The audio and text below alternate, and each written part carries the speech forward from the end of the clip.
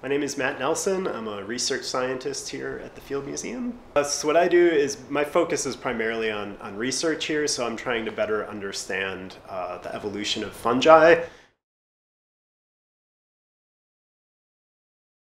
This group of fungi specializes on a number of different invertebrates, especially things like insects, and there's a small group of them that attacks ants, and those are ones that exhibit this kind of form of behavioral manipulation where they change the behavior of these ants. So the ant becomes infected, and over time the infection gets really bad, and ultimately the ant will die from this infection.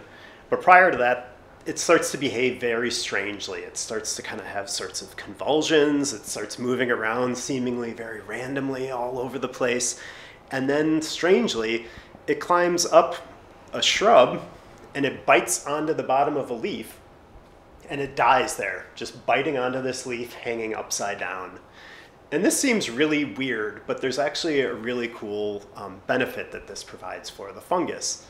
So the fungus is inside that insect and it ends up eating all the innards out of that ant. And ultimately then it runs out of food and it needs to move on and find a new food source. And that's when the fungus makes its version of a mushroom. So it's something that will produce spores. That's kind of the fungal equivalent of seeds. Now that that fungus is elevated up off the ground, it can just drop those spores into the wind and infect other ants that are running around on the ground. So by elevating it up off the ground, it provides a means by which it's able to infect other ants.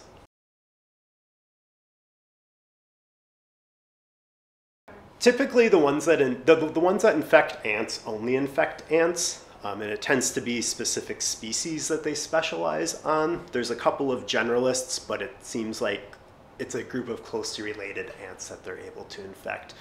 Other fungi in this group more broadly are able to infect things like cicadas, cicada nymphs, and other sorts of insects. But again, it ends up being kind of specialized where they tend to focus on one particular species or some close relatives. And those ones don't tend to manipulate the behavior.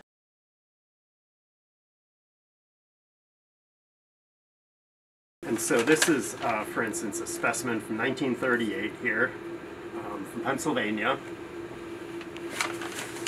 Got it stored in here, and this is one that is infecting a caterpillar of some sort. These were a bunch of scale insects that were growing on twigs, and they were poking down into the twigs, getting some of those sugars. And what happened now is they got covered with this fungus, or infected with it, I should say. And you can see kind of these little stalks in here now that are sticking up. These are all these caterpillars that have, I think maybe they've been infected with it to some extent.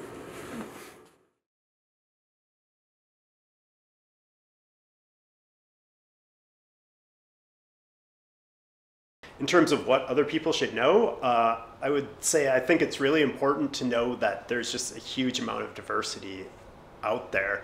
So we know of about 120,000 species, which is, for a point of reference, we know of about 12,000 bird species, so 10 times as many fungi as what we know about.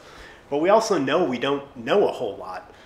There's estimates that there's anywhere between 1 and 5 million species of fungi out there that are yet to be discovered. So we've only scratched the surface, and we have a huge amount of work to do to try to unlock some of the diversity and learn more about some of these fascinating mechanisms by which these fungi are trying to get food, get their food sources.